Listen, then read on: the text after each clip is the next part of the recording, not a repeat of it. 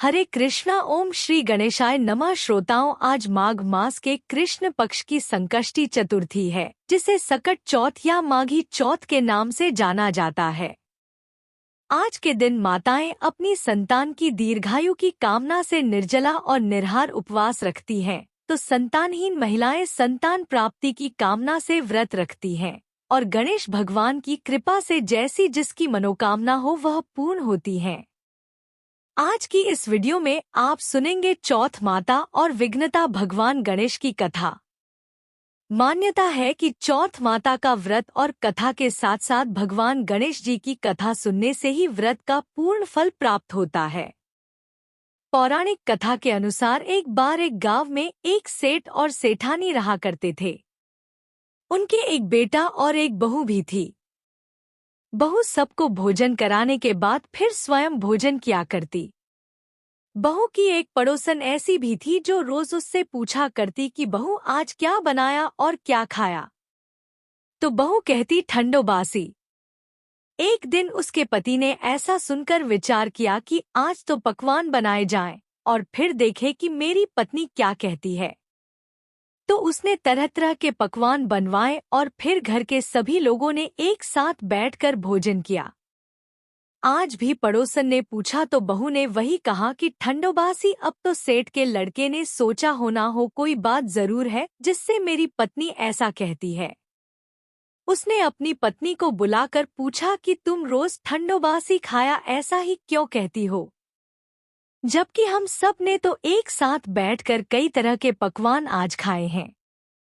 तब उसकी पत्नी बोली, हम जो कुछ खा रहे हैं वह हमारे बाप बूढ़ों की कमाई है।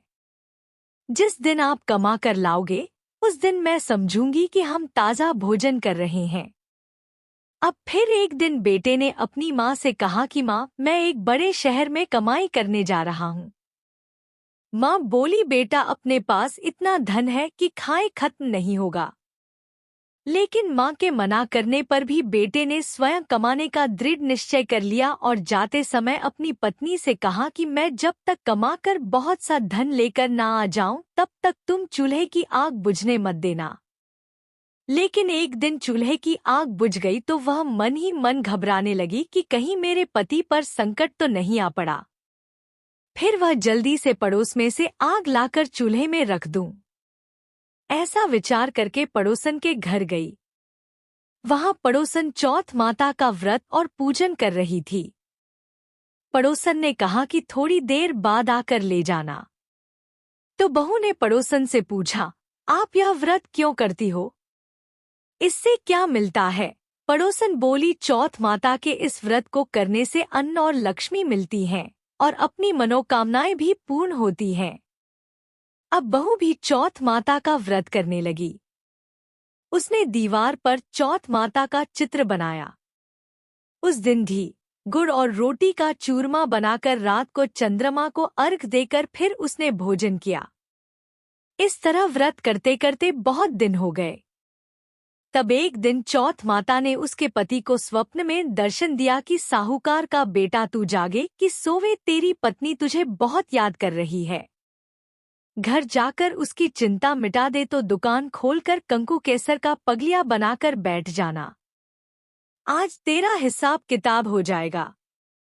अब तो चौथ माता ने जैसा कहा था वैसा ही हुआ। उसने घर जाने की तैयारी की और गाड़ी भरकर धन दौलत लेकर वह चल पड़ा। रास्ते में एक बड़ा सा काला नाग फन फैलाए बैठा था। वह बोला, आज तो मैं तुझे डस लूंगा, छोड़ूंगा नहीं। आज तेरी आयु पूरी हो गई है। तब सेठ के लड़के ने कहा, आज चौथ माता ने मुझे सपना दिया है तो मैं अपनी पत्नी से मिलने घर जा रहा हूँ। वहां मेरी पत्नी बहुत चिंता कर रही है। मैं उससे मिलकर जरूर आऊंगा। तब तुम मुझे डस लेना। नाग ने कहा, तुम शपथ लेकर कहकर जाओ तो मैं तुम्हें जाने दूंगा, परंतु लौट कर नहीं आए तो तुम्हारे घर आकर मैं तुम्हें डस लूंगा। अब तो शाम को दोबारा जल्दी आने का वचन देकर वह घर पहुंचा तो वहां सभी से हंसी खुशी मिला और फिर भोजन करके उदास होकर बैठ गया। तो उसकी पत्नी ने उसके उदास होने का कारण पूछा। तब पति ने कालीनाग वाली बात बताते हुए कहा कि अगर मैं उसके पास नहीं जाऊंगा तो वह घर पर ही आकर मुझे डस लेगा। पत्नी बहुत चतुर थी। उसने कहा कि आप घबराओ नहीं, आप लेट जाओ, मैं एक उपाय करती हूँ। तब पत्नी ने कमरे की 7 पैड़ी धोई। पहली पैड़ी पर रेत, दूसरी पर इत्र, तीसरी पर गुलाल फूल, चौथी पर कंकु केसर, 5वीं पर लड्डू पेड़ा, छठी पर गद्दी गलीचा और 7वीं पैड़ी पर दूध का कटोरा भरकर रख दिए। इस तरह वह 7 ही पैड़ी सजाकर बैठ गई। आधी रात होने पर नाग आकर पैड़ी चढ़ने लगा तो पहली पैड़ी पर रेत में लौट गया। फिर कहने लगा, सेठ की बहू ने आराम तो बहुत दिया पर वचनों से बंद कर आया हूँ, इसलिए मुझे डसना तो जरूर होगा। इस तरह वह 7 पैड़ी पर आराम करता हुआ आगे बढ़ने लगा और कहने लगा कि डसूंगा तो जरूर। अब वह बेटे के कमरे में जाने ही वाला था।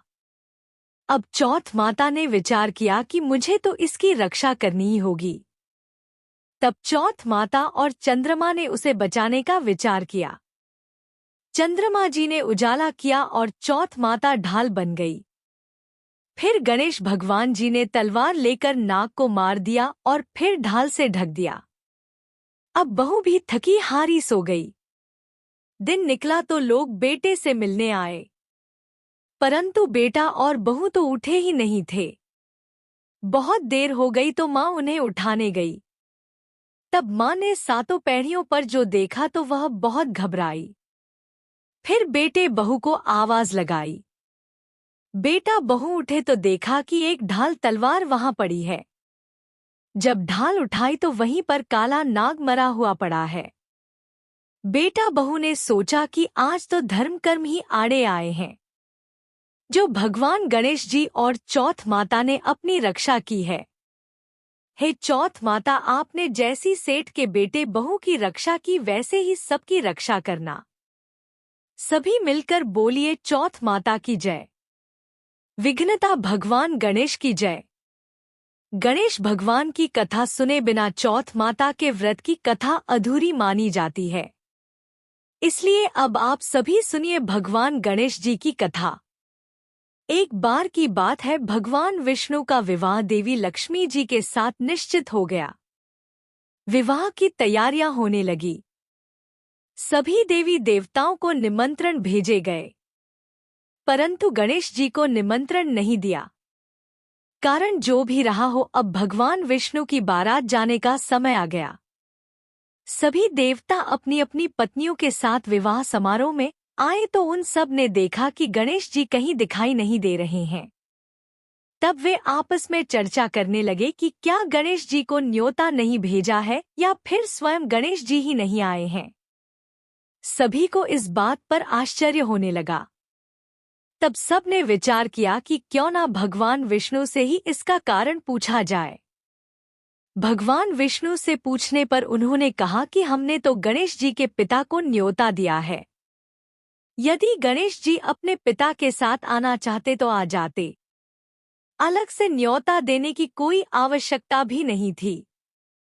और फिर दूसरी बात यह भी है कि उनको तो 1.25 मन मूंग, 1.25 मन चावल, 1.25 मन घी और 1.25 मन लड्डू का भोजन दिन भर में चाहिए। अगर गणेश जी नहीं आए तो कोई बात नहीं, किसी के घर जाकर इतना खाना पीना अच्छी बात भी तो नहीं। अभी वे सब वार्ता कर ही रहे थे कि किसी एक ने सुझाव दिया कि अगर गणेश जी आ भी गए तो उनको द्वारपाल बनाकर बिठा देंगे कि आप घर की देखभाल करना, क्योंकि आप तो चूहे पर बैठकर धीरे धीरे चलोगे, तब तक तो बारात से बहुत पीछे ही रह जाओगे। यह सुझाव भी सबको पसंद आ गया। तब भगवान विष्णु ने भी अपनी सहमति दे दी। होना क्या था, इतनी ही देर में गणेश जी अपने वाहन मूषक पर बैठकर वहीं पहुंच गए। फिर उन्हें सबने समझा बुझाकर घर की रखवाली करने के लिए बैठा दिया और बारात चल दी। तभी देवर्षि नारद जी ने देखा कि गणेश जी तो द्वार पर ही बैठे हुए हैं। तब वे गणेश जी के पास गए और वहां उनके रुकने का कारण पूछा। तब गणेश जी कहने लगे कि भगवान विष्णु ने तो मेरा बहुत अपमान किया है। नारद जी ने कहा कि आप अपनी मूषक सेना को आगे भेज देंगे तो वह रास्ता खोद देगी, जिससे उनके वाहन धरती में धंस जाएंगे। तब आपको सम्मान पूर्वक उन्हें बुलाना ही पड़ेगा। अब तो गणेश जी ने अपनी मूषक सेना जल्दी से आगे भेज दी और देखते ही देखते मूषक सेना ने जमीन पोली कर दी। जब भगवान विष्णु की बारात वहां से निकली तो रथ के पहिए धरती में धंस गए। सभी लाख कोशिश करें परंतु पहिए नहीं निकले। सभी ने अपने अपने उपाय किए परंतु पहिए तो निकले नहीं, बल्कि अपनी जगह से टूट गए। किसी की समझ में नहीं आ रहा था कि अब क्या किया जाए। अब तो नारद जी ने वहां पहुंचकर कहा कि आप लोगों ने गणेश जी का अपमान करके अच्छा नहीं किया। यदि अब उन्हें मना कर लाया जाए तो ही आपका कार्य सिद्ध हो सकता है और यह संकट भी टल सकता है। तब शंकर भगवान ने अपने दूत नंदी को भेजा और वे गणेश जी को लेकर आए। गणेश जी का आदर सम्मान के साथ पूजन किया। तब कहीं जाकर रथ के पहिए निकले। अब पहिए तो निकल गए परंतु वे टूट फूट गए तो उन्हें सुधारे कौन। पास के खेत में खाती काम कर रहा था। उसे बुलाया गया। खाती अपना काम करने के पहले श्री गणेशाय नमः कहकर गणेश जी की वंदना मन ही मन करने लगा। देखते ही देखते खाती ने सभी पहियों को ठीक कर दिया। तब खाती कहने लगा कि हे देवताओं, आपने सर्वप्रथम गणेश जी को नहीं मनाया होगा और ना ही आपने उनका पूजन किया होगा, इसीलिए तो आपके ऊपर यह संकट आया है। हम तो मूर्ख अज्ञानी हैं, फिर भी पहले गणेश जी की पूजा करते हैं, उनका ध्यान करते हैं, और आप लोग तो देवता गण हैं, फिर भी आप गणेश जी को कैसे भूल गए। अब आप लोग भगवान श्री गणेश जी की जय बोल कर जाएं तो आपके सभी काम बन जाएंगे और कोई संकट भी नहीं आएगा। अब सभी को अपनी अपनी गलती का पश्चाताप हुआ। फिर सभी भगवान गणेश जी की जय जयकार करते हुए वहां से चल पड़े और भगवान विष्णु की बारात भी चल पड़ी। इसके बाद सभी भगवान विष्णु और माता लक्ष्मी जी का विवाह संपन्न कराकर सकुशल घर वापस लौट आए। हे गणेश जी महाराज, आपने जैसे भगवान विष्णु के कार्य को सिद्ध किया वैसे सभी के कार्य को सिद्ध करना। सभी मिलकर बोलिए विघ्नहर्ता भगवान गणेश जी की जय। तो यह थी आज की चौथ माता की कथा और विघ्नता भगवान गणेश जी की कथा। अगर आपको कथा अच्छी लगी हो तो वीडियो को लाइक करना मत भूलिएगा और कमेंट बॉक्स में चौथ माता और भगवान गणेश जी की जय भी लिखिएगा।